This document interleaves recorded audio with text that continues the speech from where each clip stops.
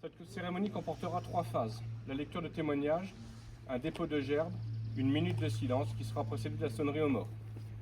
Au drapeau, oui drapeau.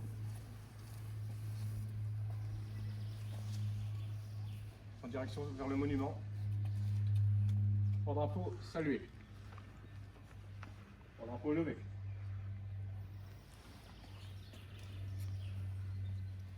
Lecture du témoignage de Jacques Songy, déporté au camp du Struthof, matricule 22 837, puis au camp de Dachau.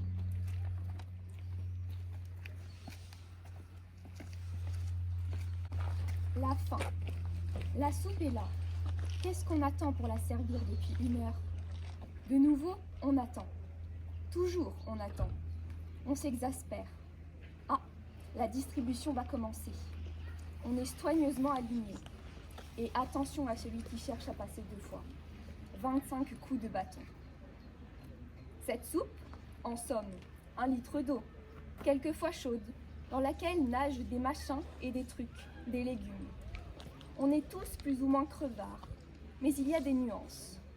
Le vrai crevard atteint presque la folie. Il boufferait volontiers sa gamelle après sa soupe. Mais crevard ou pas crevard, on ne se contente pas d'1 litre de soupe. Cette soupe nous a ouvert l'appétit. On a encore plus faim après. Peu à peu, quand même la faim se fait moins sentir. Pendant 1 heure à peine, mais pendant 7 heures, on reprend goût à la vie.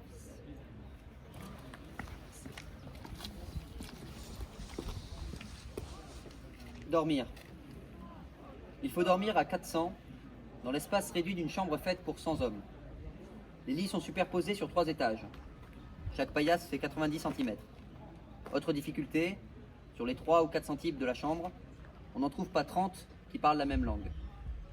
Mais le seul langage compris intégralement et sans hésitation est celui des coups de bâton. Il faut se coucher et dormir.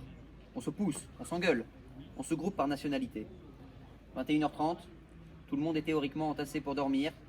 L'atmosphère est irrespirable au 3e étage. Au second, elle est médiocre.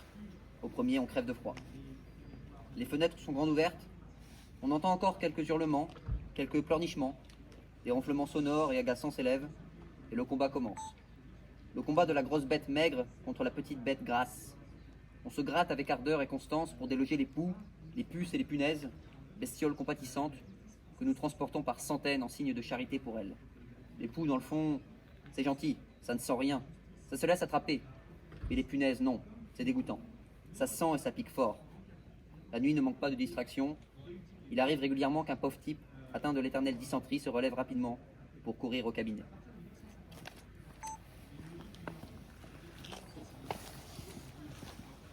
L'infirmerie.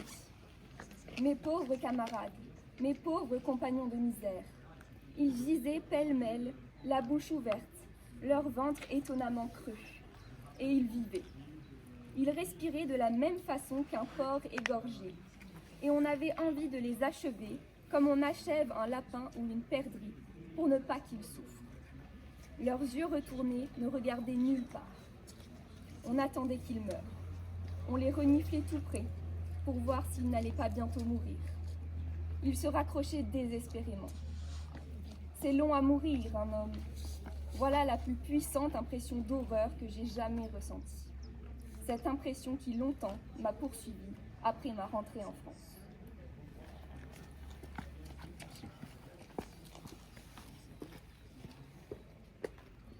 Dépôt de gerbes par les élèves de l'atelier défense du lycée Saint-Pierre.